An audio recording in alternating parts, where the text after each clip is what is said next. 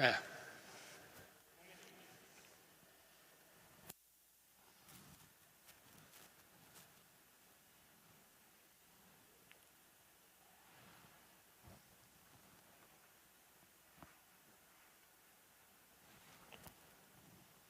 E se a gente continuasse mais uma hora de entrevista, ele tinha mais uma hora para falar.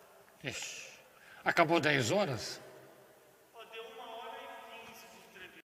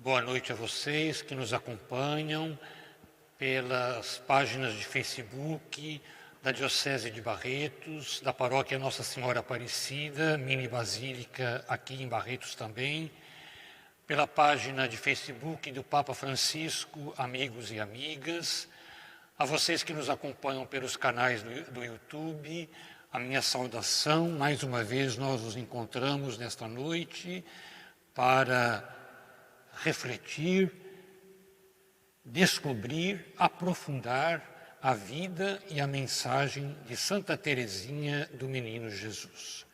E nós iniciamos invocando o Espírito Santo. Em nome do Pai, e do Filho, e do Espírito Santo. Amém. Vinde, Espírito Santo, enchei os corações dos vossos fiéis, e acendei neles o fogo do vosso amor. Enviai o vosso Espírito, e tudo será criado, e renovareis a face da terra. Oremos. Deus, que instruístes os corações dos vossos fiéis, com a luz do Espírito Santo, fazei que apreciemos retamente todas as coisas, segundo o mesmo Espírito, e gozemos sempre da mesma consolação, por Cristo, Senhor nosso. Amém. Hoje eu gostaria de começar a nossa reflexão, onde nós vamos tratar de Santa Teresinha, apóstola e missionária. Mas antes de nós entrarmos especificamente no tema, eu gostaria de relembrar o Frei Alex Pru, nesta primeira foto que nós estamos visualizando aqui. E eu vou ler o que Santa Teresinha fala a respeito dele. No ano que se seguiu à minha profissão, isto é, 2 meses antes da morte de Madre Genoveva, recebi grandes graças durante o retiro. Via de regra, os retiros pregados me são ainda mais dolorosos do que os que faço sozinha. Naquele ano, contudo, não foi assim. Fizera com muito fervor uma novena preparatória, apesar do sentimento íntimo que tinha, pois me parecia que o pregador não me poderia compreender, sendo indicado, sobretudo, para fazer bem aos grandes pecadores, mas não às almas religiosas. Querendo Deus mostrar-me que era Ele o único diretor da minha alma, serviu-se justamente deste padre que não foi apreciado senão por mim. Passava então por grandes provações interiores de toda sorte, a ponto de perguntar-me às vezes se havia um céu. Estava dedicada a nada dizer a respeito de minhas disposições íntimas, não sabendo como as exprimir. Mas assim que entrei no confessionário, senti minha alma dilatar-se. Depois de ter dito algumas poucas palavras, fui compreendida de uma maneira maravilhosa e mesmo adivinhada. Minha alma era como um livro no qual o padre lia melhor do que eu mesma. Lançou-me a velas cheias nas ondas da confiança e do amor, que me atraíam tão fortemente, mas sobre as quais não ousava navegar. Disse-me que minhas faltas não desagradavam ao bom Deus, e que, estando no seu lugar, dizia-me em seu nome que ele estava muito contente comigo. Oh, como me senti feliz escutando essas palavras consoladoras. Jamais ouvira dizer que as faltas não podiam, ou melhor, podiam não desagradar a Deus. Esta certeza cumulou-me de alegria e me fez suportar pacientemente o exílio da vida. Sentia bem no fundo do coração que era verdade, pois o bom Deus é mais terno que uma mãe. Pois bem, minha querida mãe, não estais sempre pronta para me perdoar as pequenas indelicadezas que vos faço involuntariamente? Quantas vezes já não tive esta doce experiência? Nenhuma repreensão teria me impressionado mais do que uma só de vossas carícias. Sou de tal feito que o temor me faz retroceder. Com o amor, não caminho apenas, ponho-me a voar. Ó minha mãe, foi sobretudo a partir do bendito dia de vossa eleição que voei nas vias do amor. Naquele dia, Paulina, tornou-se o meu Jesus vivente. Ela tornou-se pela segunda vez mamãe. Então vejam a influência que teve o Frei Alex Pru na vida de Santa Teresinha. Quando Santa Teresinha entra no Carmelo, aos 9 de abril de 1888, não se imaginava que ela haveria de provocar uma verdadeira e profunda revolução espiritual. Teresa entra num Carmelo que, em 1861, portanto 27 anos antes dela endereçar, havia fundado em Hanoi, na China, um Carmelo cujo fim era absolutamente rezar pela salvação das almas. No Carmelo de Lisieux, além da regra da ordem, além das constituições da ordem, havia um livro chamado O Tesouro do Carmelo, que explicava a finalidade da ordem do Carmelo, a finalidade das carmelitas, e explicava os costumes delas. O porquê beijar o chão às 3 horas da tarde, o porquê de um jejum tão prolongado, o porquê o uso da disciplina e assim por diante. O Tesouro do Carmelo era usado pelas mestras de noviça na formação das carmelitas. O Tesouro do Carmelo é um texto de forte influência da espiritualidade do cardeal Berril e da Madame Anne Acari, Maria Acari, que são os pais da escola francesa, uma escola de espiritualidade. Quem pertenceu a essa escola de espiritualidade? Há uma forte influência de São Francisco de Sales, mas participava dessa escola de espiritualidade São Vicente de Paulo e outros personagens na Igreja da França. O Tesouro do Carmelo, ele traz muito dessa escola de espiritualidade. Então nós vamos encontrar, o que nós vamos encontrar no Tesouro do Carmelo? Vamos encontrar esta definição, essa finalidade da Ordem do Carmelo. O fim da Ordem do Carmelo é o de honrar a encarnação e a aniquilação do Salvador e de se unir estreitamente ao Verbo feito carne e de glorificar a Deus imitando a sua vida escondida, sofredora e imolada. Isso é especificamente próprio da escola francesa, do cardeal Berry, da Madame Acari. É também o de rogar pelos pecadores, o de se oferecer por eles à justiça divina e suprir com o rigor de uma vida austera e crucificada a penitência que eles não fazem. De modo que uma carmelita está encarregada de continuar e completar, em certo modo, a obra de mediação de Cristo. Esta ordem exige almas generosas e mortificadas, que se ponham generosamente no lugar do Divino Mestre, já impassível para serem imoladas com ele, para a glória do Pai e para a salvação das almas.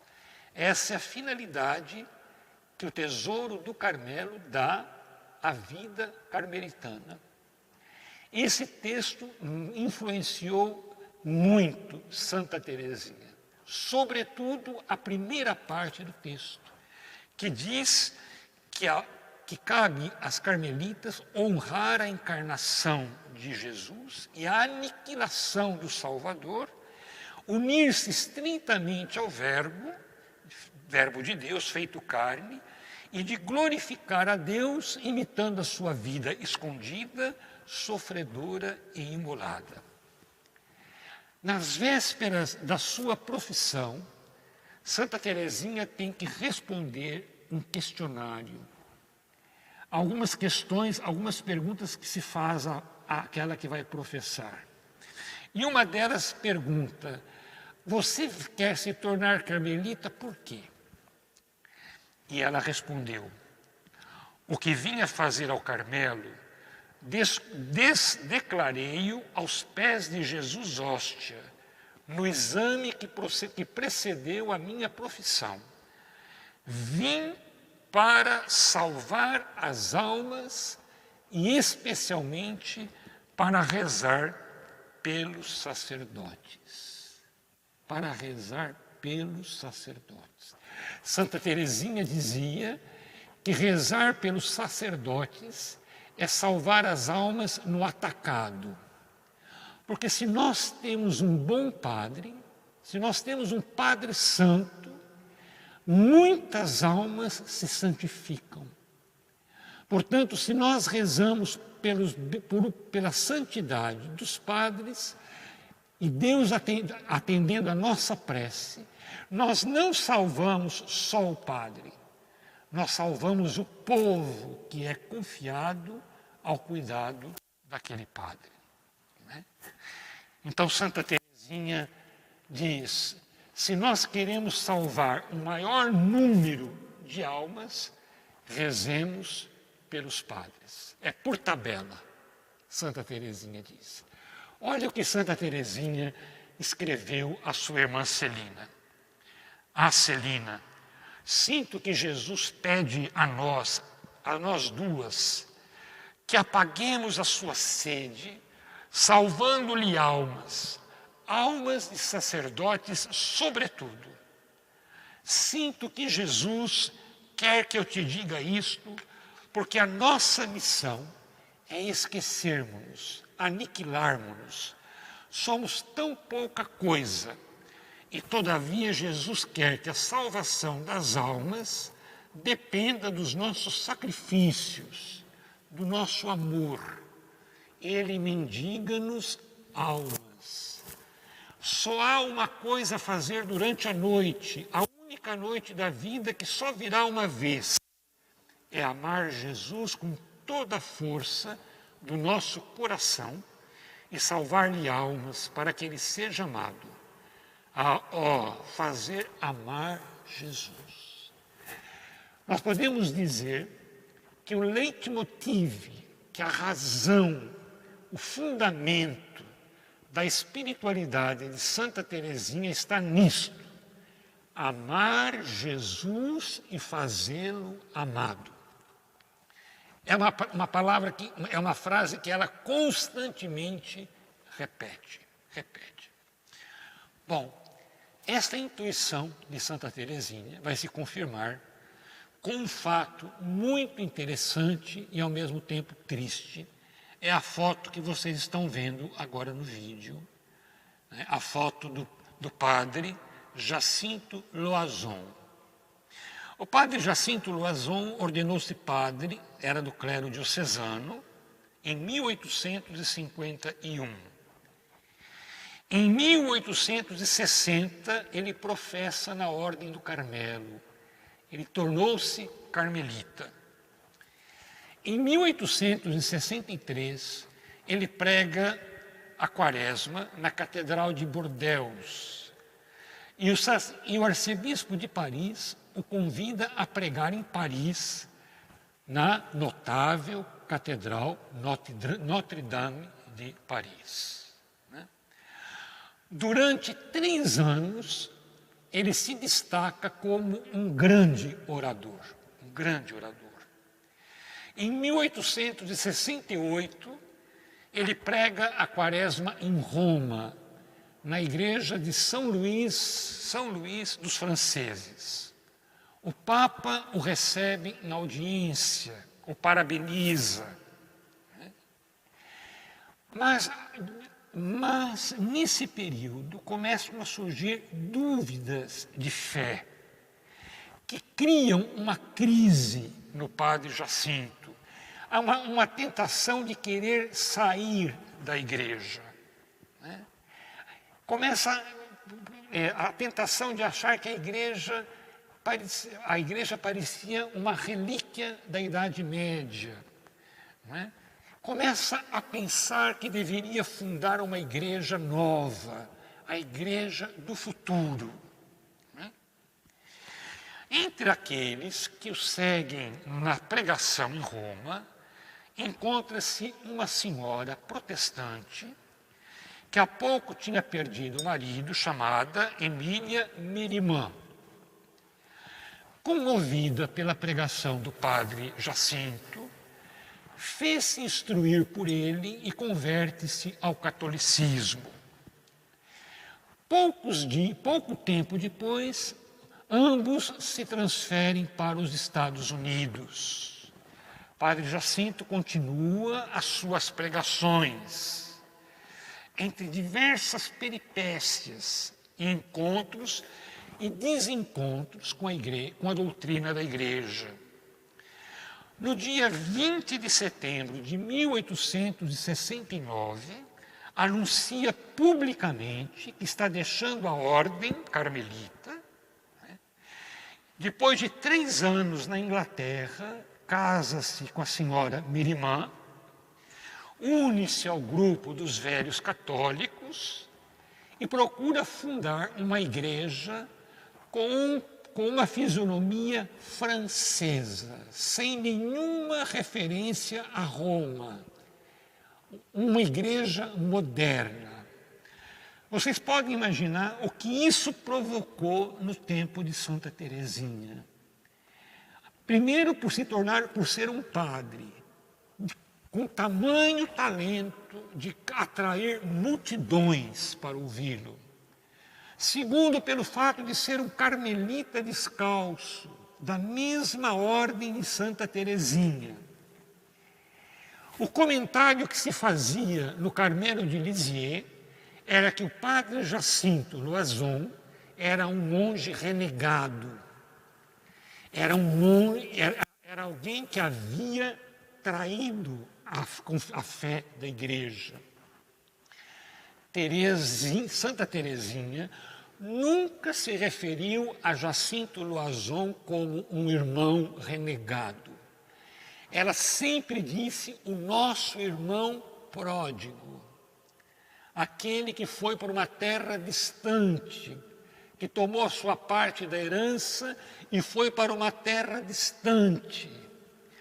E ela reza intensamente para que um dia Jacinto Loison retorne à vida da igreja. Olha que interessante.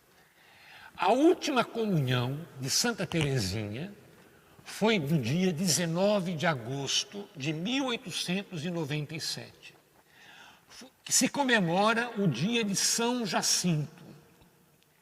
E ela ofereceu a sua última comunhão pelo padre Jacinto Loison, para que ele, pela sua conversão, pela conversão deste seu irmão. O padre Jacinto faleceu em Paris no dia 9 de fevereiro de 1912, assistido por um padre da igreja armena, morria murmurando meu doce Jesus e beijando o seu crucifixo. Nos faz pensar em Pranzini. Em Pranzini, que vai para o cadafalso, até o último momento irredutível, e quando está no momento de colocar a cabeça para cair a guilhotina, puxa da mão do padre o crucifixo e beija o crucifixo em sinal da sua conversão. Então vejam o amor que Teresa tem pelas almas perdidas. Aquele que era chamado renegado era o seu irmão pródigo, que um dia haveria de retornar para a casa do Pai. Um fato importante em 1895. Eu disse a vocês que 1895 foi um ano decisivo na história de Santa Teresinha. Vamos ver a foto 10. Essa foto foi tirada foi em abril de 1895. É uma das fotos mais bonitas de Santa Teresinha. Vejam, é uma mulher madura, bela, serena, segura de si. Né? O ano 1895 foi um ano muito importante para Santa Teresinha. Já falamos disso. No final do ano, precisamente no dia 15 de outubro, né, Teresa recebe uma missão especial. Vamos ouvir o que ela escreve. Não é só quando quer me provar que Jesus me faz pressentir e desejar. Né? Teresa diz, Jesus me faz pressentir. Não é só o sofrimento que ele me faz desejar.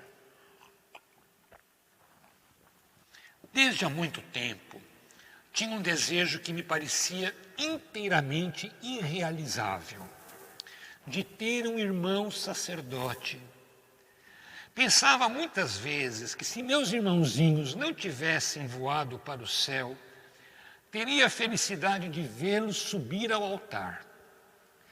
Mas já que o bom Deus os escolhera para fazer deles anjinhos, não podia mais esperar ver meus sonhos se realizar. Eis que Jesus não somente concedeu-me a graça que eu desejava, mas uniu-me pelos laços da alma a 2 de seus apóstolos que se tornaram meus irmãos. quero contar-vos detalhadamente, minha tão querida madre, como Jesus satisfez meu desejo e até ultrapassou, pois desejava só um irmão padre, que cada dia pensasse em mim no santo altar. Foi nossa Santa Madre Teresa que me enviou como ramalhete de festa em 1895, portanto, 15 de outubro de 1895, meu primeiro irmãozinho. Vamos mostrar o primeiro irmãozinho de Teresa. É a foto número 8. Estava na lavanderia, ocupada com o meu trabalho, quando Madre Inês de Jesus, tomando-me à parte, leu-me uma carta que acabava de receber. Era um jovem seminarista, inspirado, dizia ele, por Santa Teresa, que vinha pedir a uma irmã que se dedicasse especialmente à salvação de sua alma e o ajudasse com suas orações e sacrifícios, a fim de que pudesse salvar muitas almas quando fosse missionário. Prometia fazer sempre um memento ou uma intenção durante a missa por aquela que se tornasse sua irmã quando pudesse oferecer o santo sacrifício. Madre Inês de Jesus disse-me que desejava que fosse eu a irmã deste futuro missionário. Eu, a irmã desse futuro missionário. Dizer-vos minha alegria, dizer-vos minha alegria, minha madre, seria coisa impossível. Agora vejam o que ela vai escrever. Dizer-lhe da minha alegria parece coisa impossível. Meu desejo, satisfeito de maneira inesperada, fez nascer no meu coração uma alegria que chamarei infantil, pois é preciso voltar aos dias da minha infância para achar alegrias, a lembrança destas alegrias tão vivas que a alma é demais por pequena para as conter. Olha, há vários anos não experimentava satisfação deste gênero. Agora, olha o que ela diz. Sentia neste aspecto, minha alma era intacta. Era como se tocasse pela primeira vez cordas musicais até então adormecidas. Olha, o coração como se fosse uma harpa, que Jesus tocou algumas cordas que estavam quase que esquecidas. O padre Letel é um professor do Teresiano, foi quem me acompanhou no meu trabalho de mestrado. Ele dizia que o nosso coração tem 4 cordas. A corda filial, a corda fraternal, a corda esponsal e a corda maternal ou paternal. 4 cordas. Essas cordas têm que tocar em uníssono. Teresa experimenta aqui a corda maternal. Jesus lhe dá 2 irmãozinhos, fraternal também. É difícil distinguir uma corda da outra. Mas aqui nós podemos dizer que o coração de Teresa alcança a plenitude da sua maturidade. Ela sente que tocassem nela pela primeira vez cordas musicais até então adormecidas. O fato de Inês lhe conceder um irmão espiritual. Quem é Maurício? Quem é Bellier? A foto Bellier. Quem é esse jovem Bellier?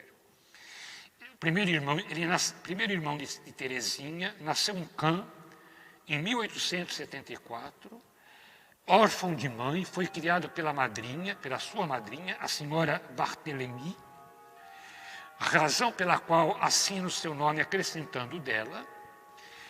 Tendo entrado no seminário de Bayeux em 1894, escreve em 15 de outubro de 1895 ao Carmelo de Lisieux, pedindo uma irmã espiritual que rezasse e se sacrificasse por ele.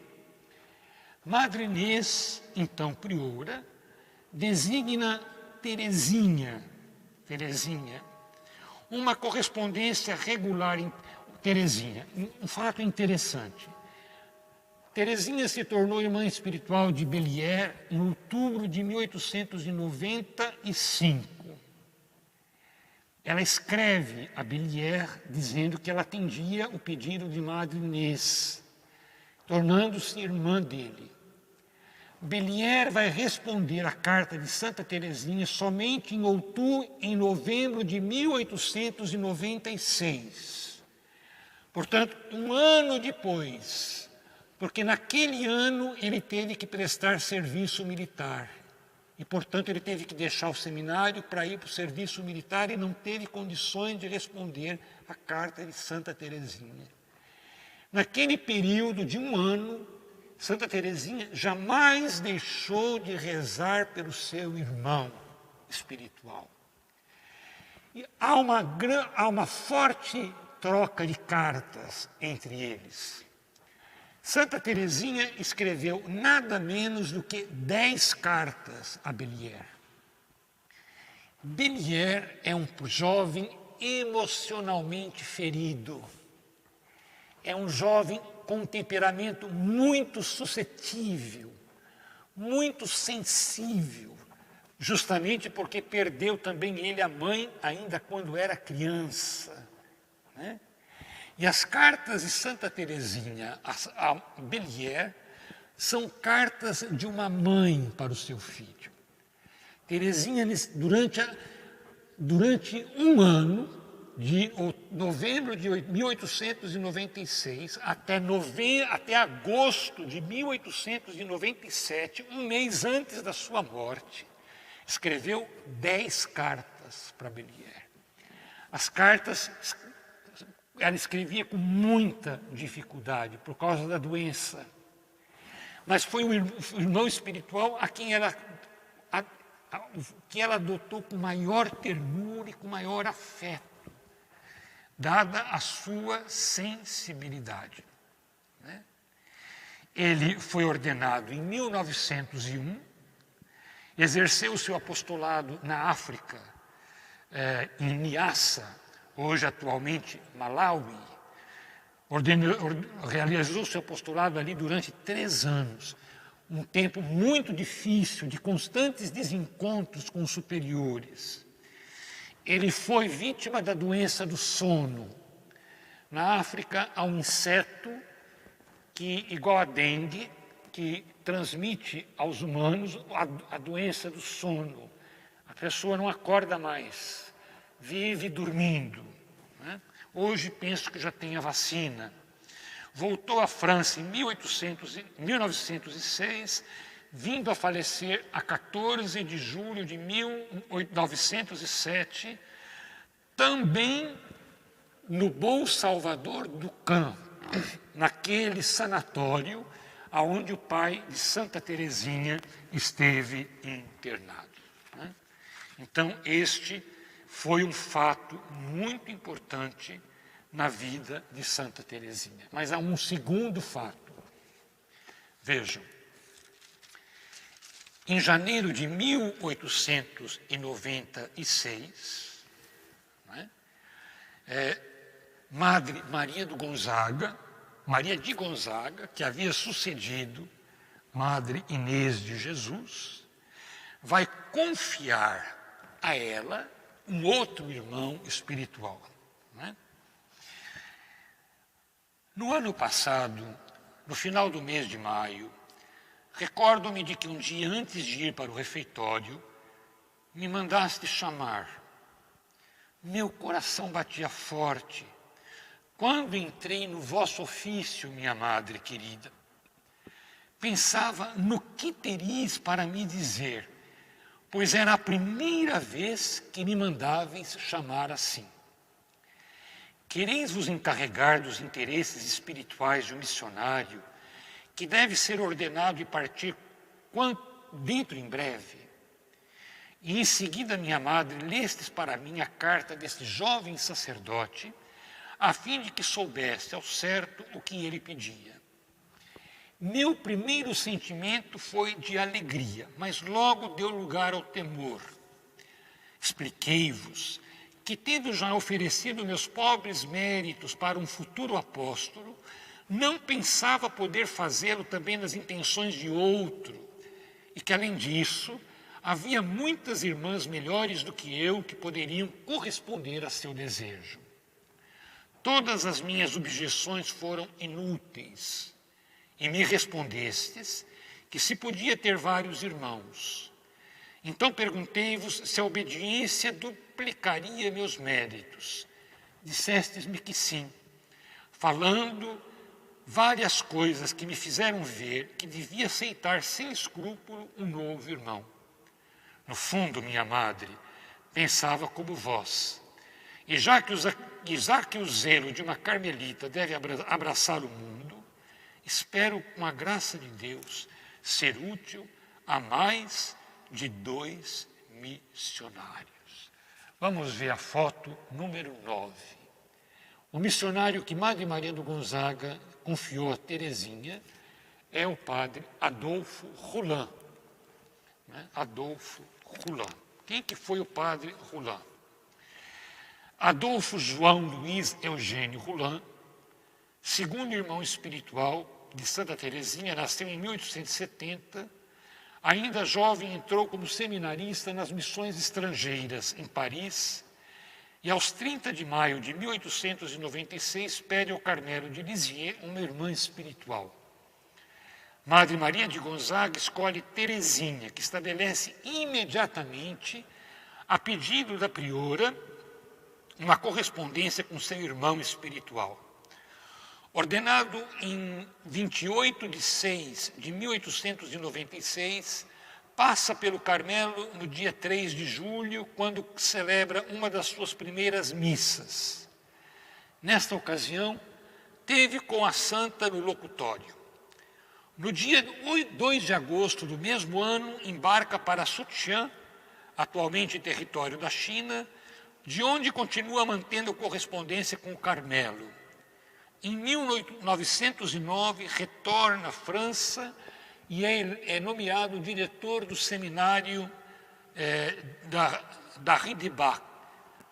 A Rue des Bas é onde tem a capela da Medalha Milagrosa, em Paris. Em 1913, acumula também a função de ecônomo. Teve a oportunidade de depor no processo de canonização de Santa Teresinha. Em 1922, depois de ter passado um ano em Roma, fica encarregado do noviciado dos irmãos em Dormans, onde veio a falecer em 12 de junho de 1934. Portanto, esses 2 irmãos espirituais, Teresa vai trocar com Roulin 6 cartas, longas cartas. Nessas cartas, o que Teresa fala? Primeiro, Teresa fala, Teresa primeiro faz com que eles se deem conta da sua maturidade espiritual.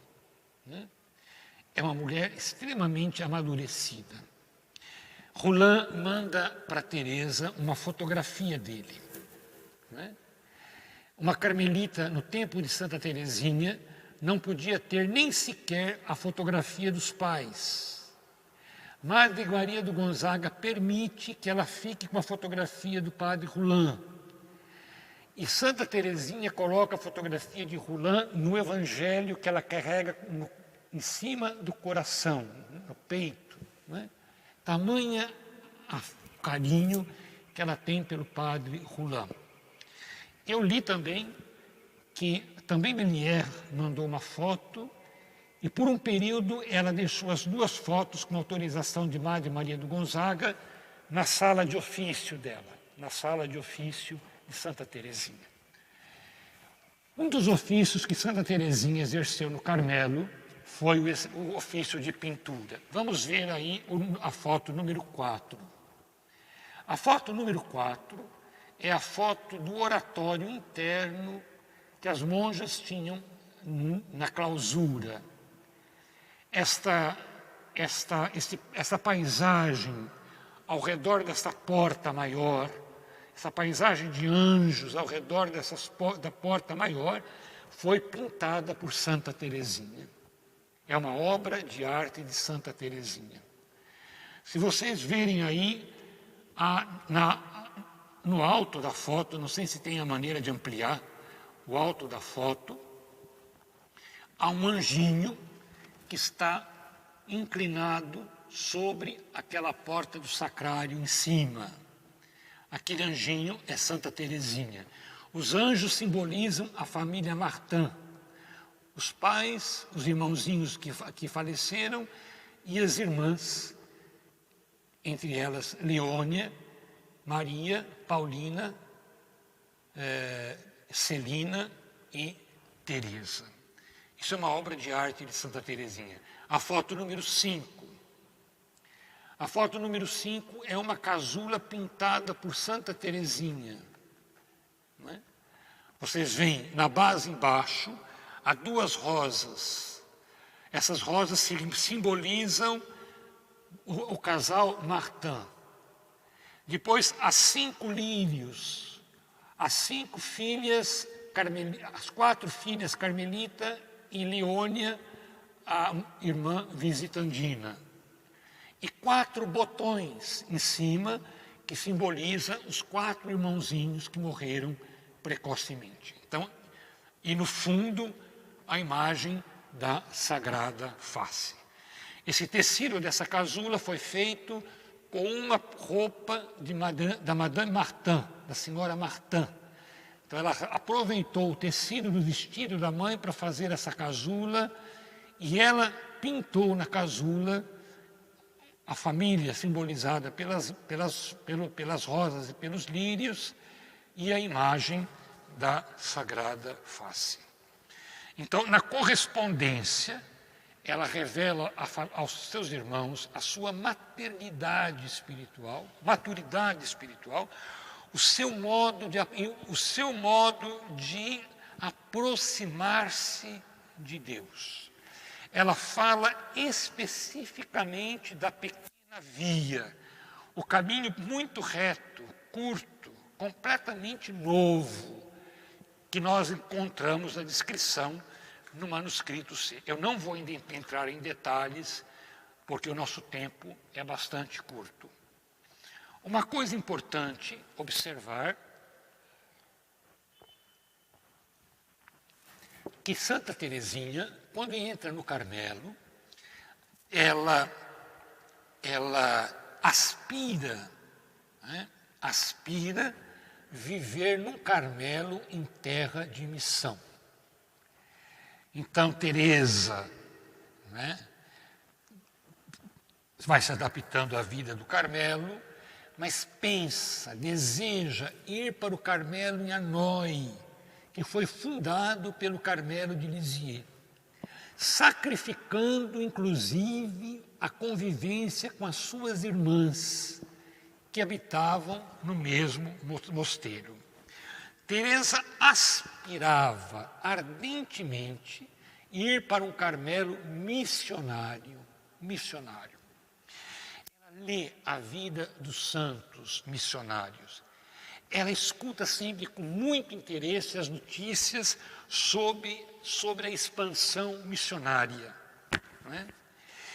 E ela diz, pedi ainda a Jesus que eu faça sempre a sua vontade. Para isso, estou pronta para atravessar o mundo e estou pronta também para morrer. Então ela deseja ir para um Carmelo de missão. Santa Teresinha sempre teve uma grande afeição por esse missionário, a foto número 11, esse missionário, Teófano Weihnar, que foi canonizado pelo Papa João Paulo II.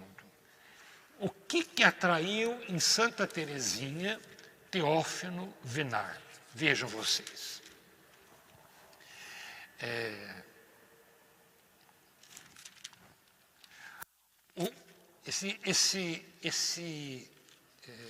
Este missionário, esse santo, era um santo que morreu mártir na China. Era um jovem missionário, né, que era membro das missões estrangeiras. No final do século XIX, a Igreja na Europa enviou legiões de missionários para a América, para a África, para o Extremo Oriente, para a China, né? Legiões de missionários.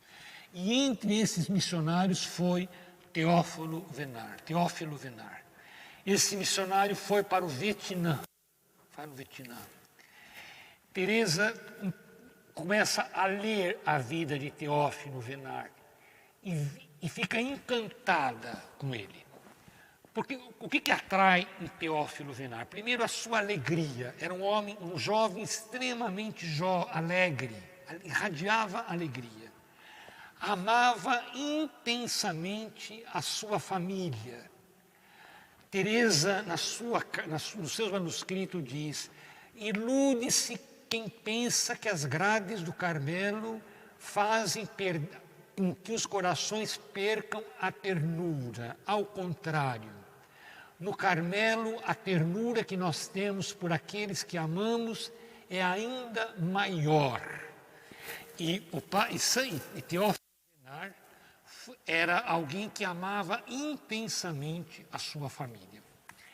Foi tão importante Teófilo Weihnar na vida de Santa Teresinha que ela conservava esse santinho junto com ela, rezando,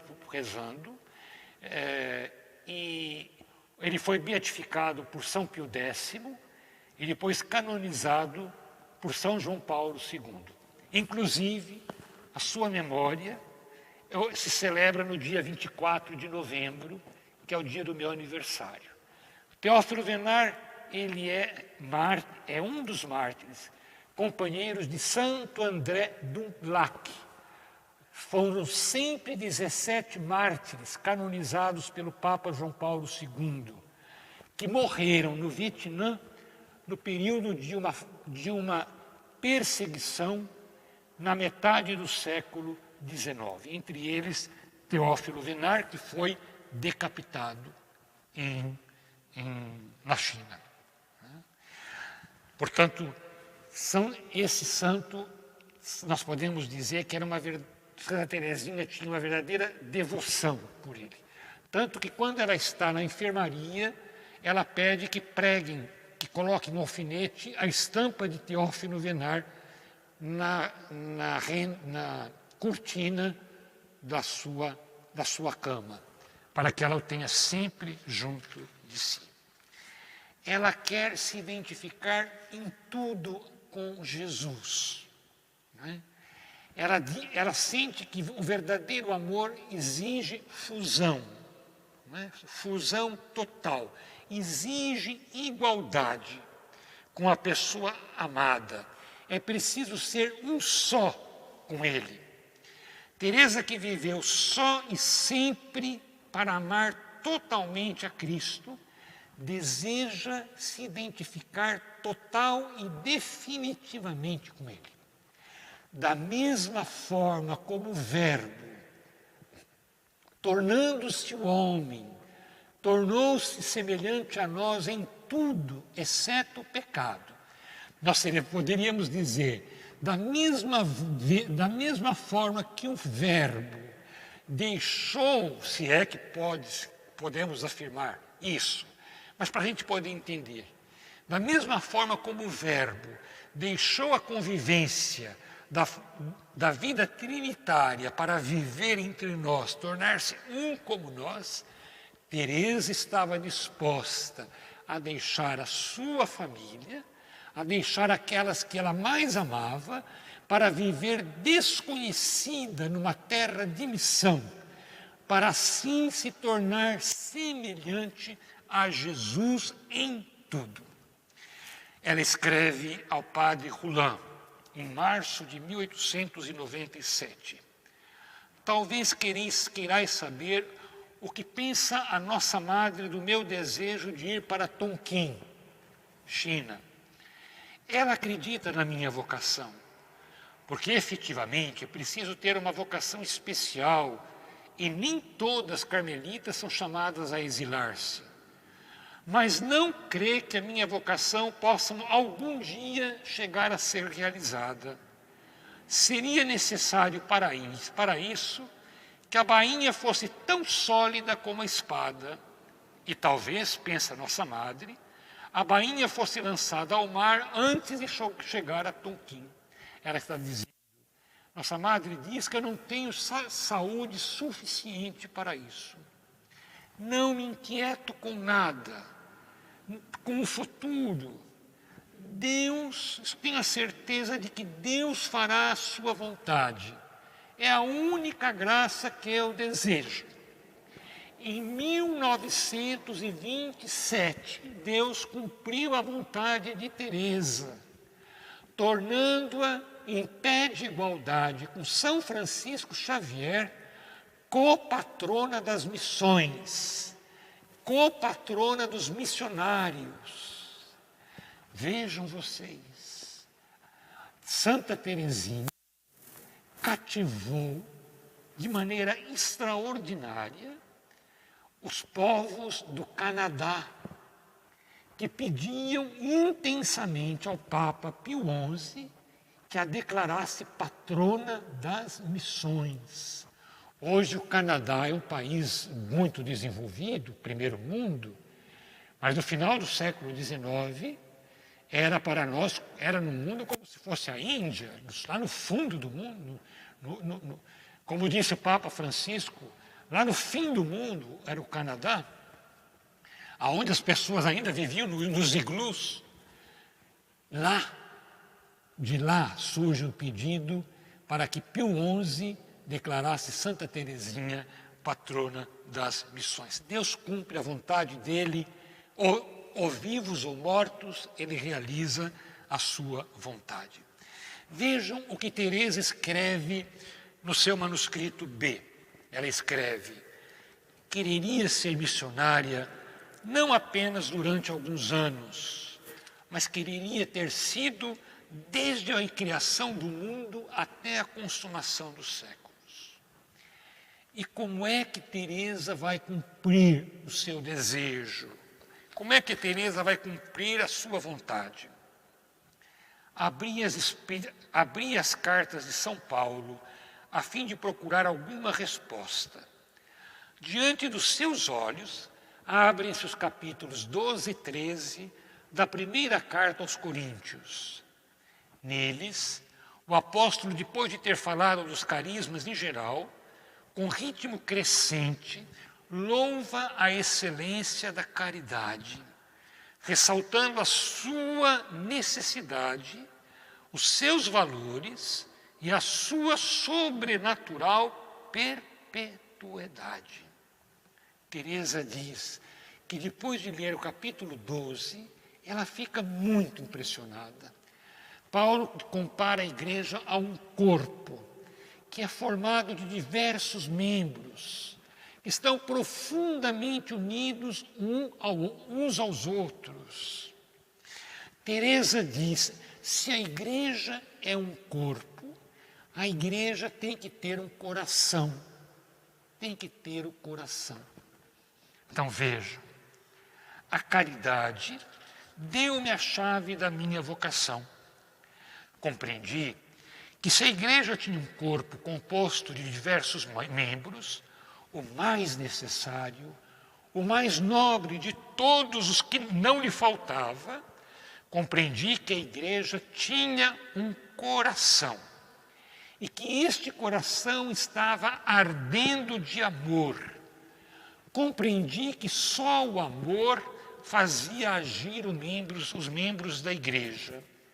Que se o amor se apagasse, os apóstolos já não anunciariam o evangelho, os mártires se recusariam a derramar o seu sangue.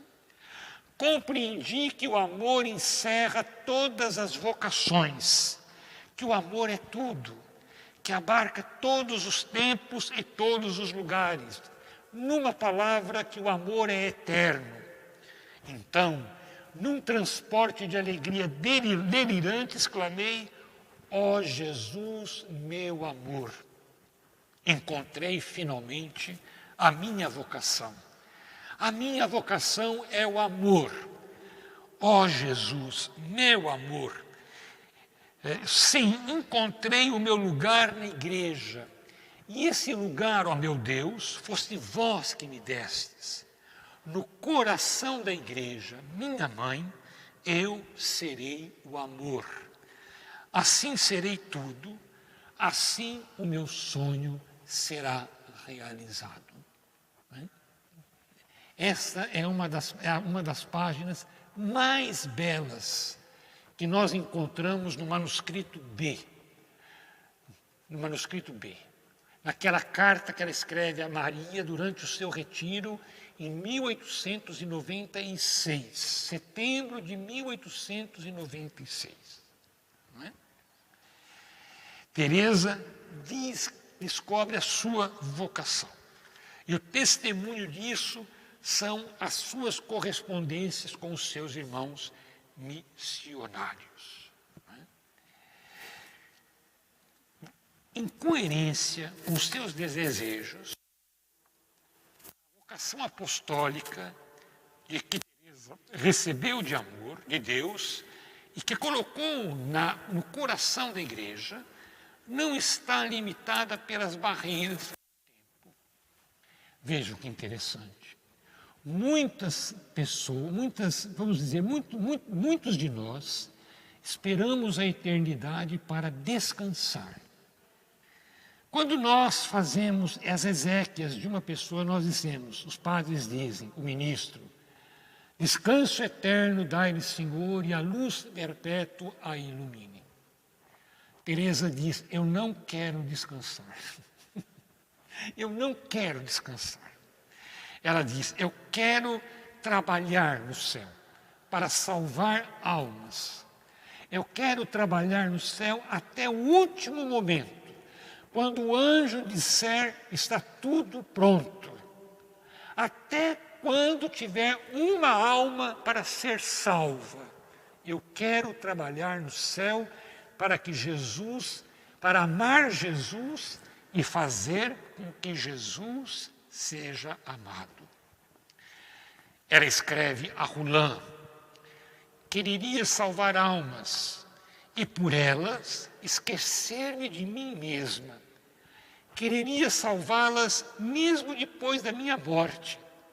Por isso ficaria feliz se então dissesses de vez em quando esta pequena oração que fazeis por mim e que me será para sempre realizada. Meu Deus, permiti que a minha irmã continue a fazer-vos amar. Qual é o grande desejo de Teresinha, de Santa Teresinha? O grande desejo de Santa Teresinha é que nós amemos Jesus e que nós o façamos amados. Por isso ela distribui uma chuva de rosas para nós.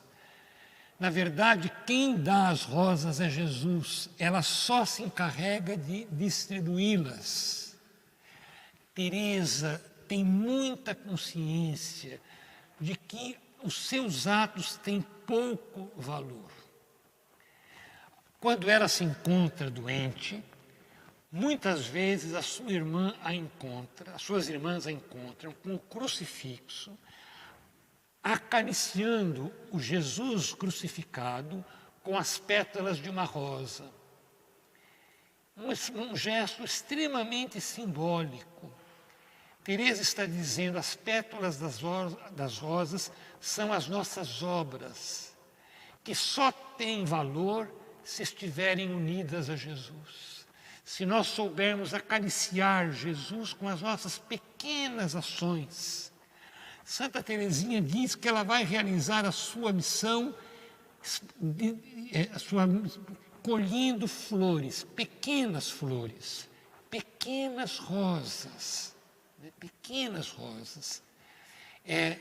unindo as suas pequenas ações às de Jesus, fazendo-as unicamente por amor de Jesus. Portanto, a mediação de Cristo é o meio que Teresa adotará para poder acertar na sua vocação apostólica.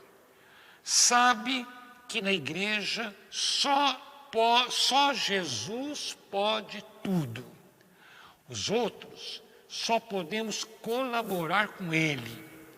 E como nas bodas de Caná, preparar o que ele transfigura com a sua ação divina. Jesus está dizendo para nós, ou melhor, Maria está dizendo para nós, enchei as talhas de água.